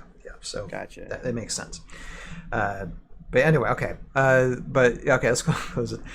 Like I said, it just blows my mind, just the possibilities. Like you're gonna have endless amount of types of armies out there, and I think this is what Renegade is really doing, like, to where it's like virtually anything you get can match up with anything that could be a potential contender. This is what we're eventually going to be doling out. I think that's their plan. I hope it works out for them. Mm-hmm. I really do, because you're not trying to make anything too meta, but just keeping a balance to where you have things that can go head to head quite evenly, to where there's potential for either to be a winner. So yeah, we'll see. But anyway, thank you so much, Cross1776, for the comment, and that's all I got tonight. Cool. For you, sir. Go ahead, and as we wind down, do your shout outs, and we will. Yeah, I I have no excuses for you guys. I just generally don't have any excuses. I'm carrying Joe's torch. I released a music video with today with his music. So there you go. I got a lot of stuff going on that I prefer to keep in here, and I've just been busy doing other stuff. I'm hoping to get some help and back to it in September. Summer was a lot busier than I thought it was going to be. So I'll have content. I have stuff filmed. I will let you know. I have stuff filmed. I am just scared to sit down and watch, things for 2 hours and go through it. And I don't know what's stopping me. And I'm trying to figure out what is going on up here.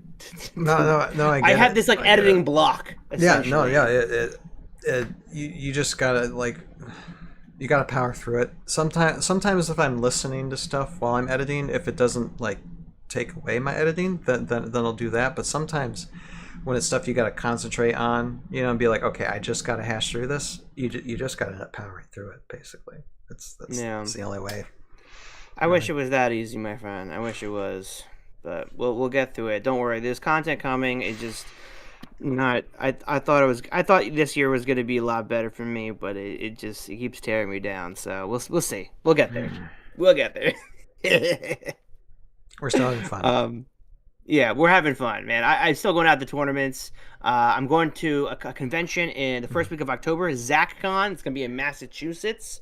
If you are in the area or want to come on over to the East Coast, look up ZachCon. Heroscape.org has it.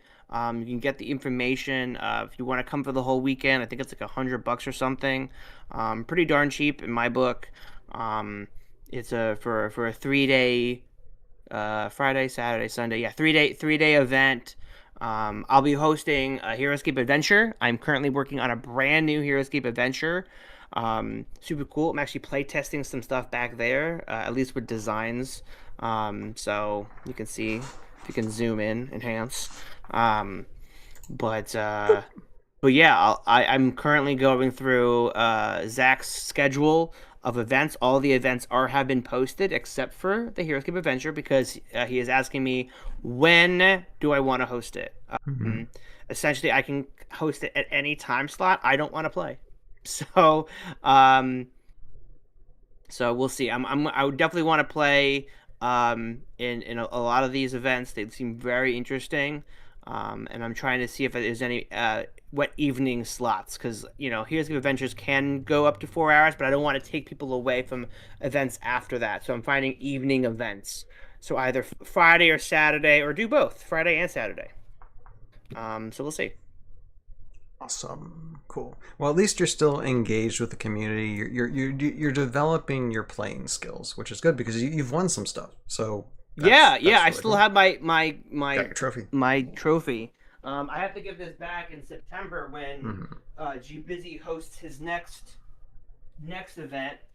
So I do have to get this back. I do have to reach out to him because he said he was going to send me the plaque so I can put the plaque on because my name's going to be going on here underneath the Vidar here. So.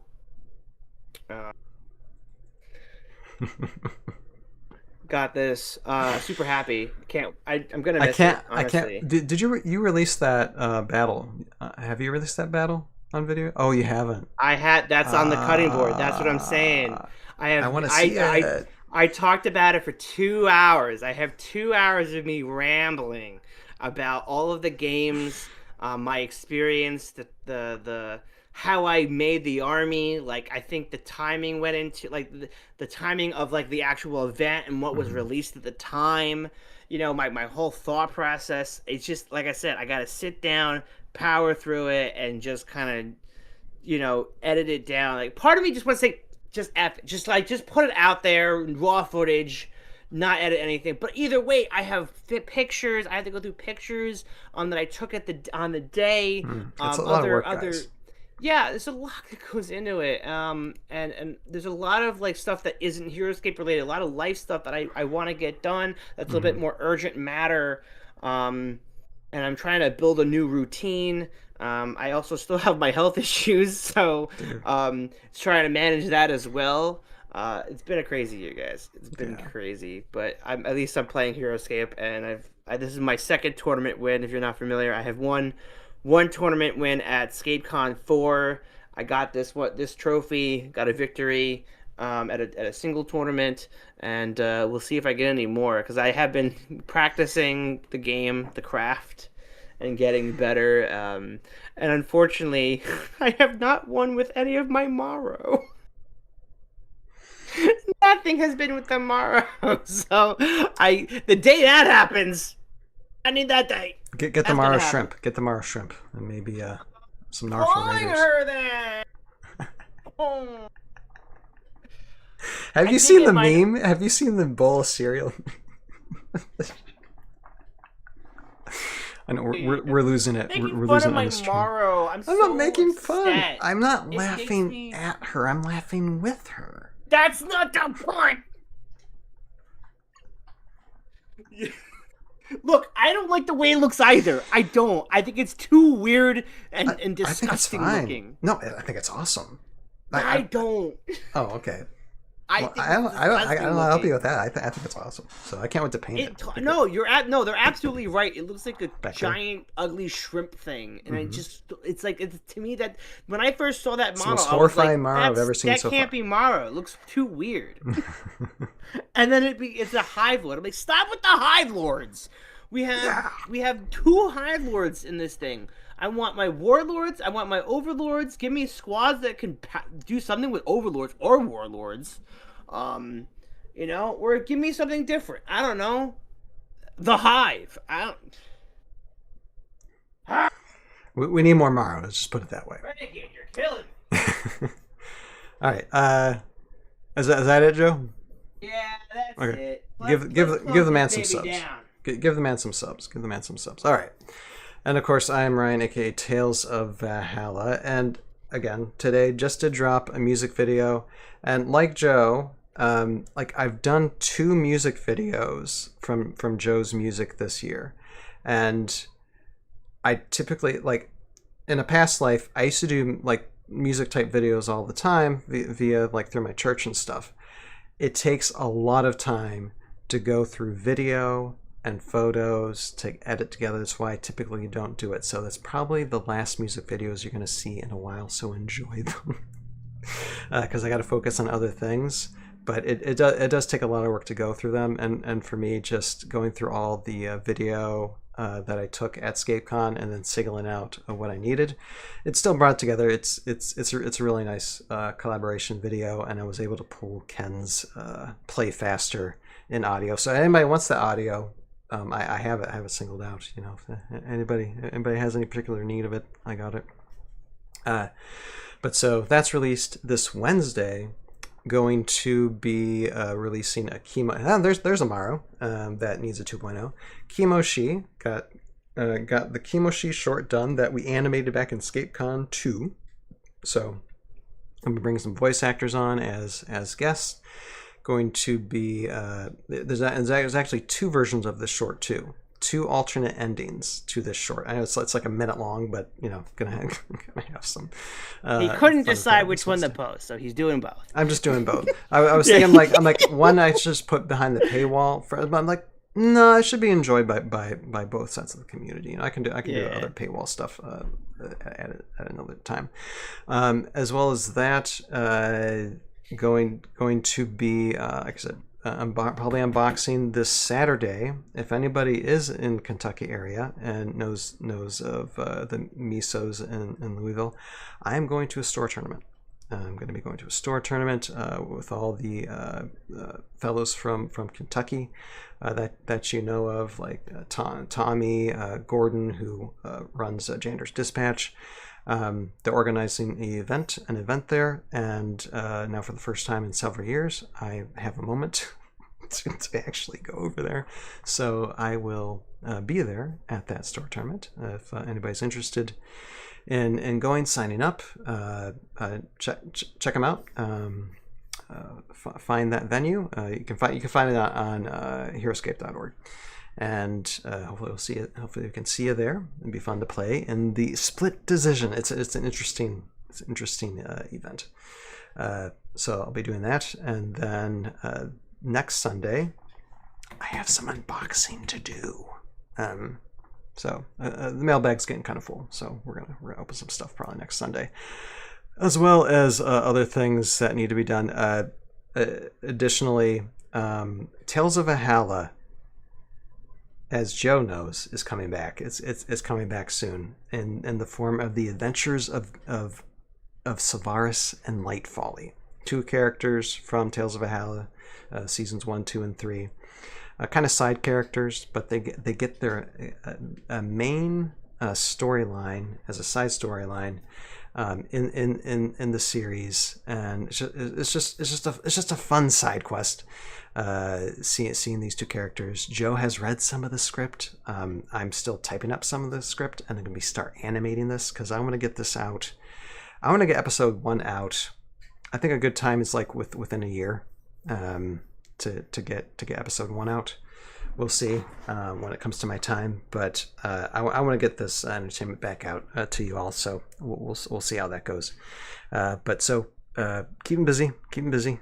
And I do appreciate everybody's support, whether it's the subs, whether it's the backings. Really appreciate you all, so I can keep on doing what I'm doing. We're trying to get to 1K subs. We're like what in the I think 39, 38 subs away from 1K. Yeah. We can do it. We can do it before the end of the year. Absolutely. So just keep on supporting, keep on subscribing. Appreciate you all. Out there, those of you on Spotify as well, keep on listening. We'll keep on throwing these podcasts out there. So thank you, Joe. Thank you, all of you out there. You have a purpose in your life. Find it, pursue it, live it, and we'll see all of you next time. Bye now. Bye. Peace.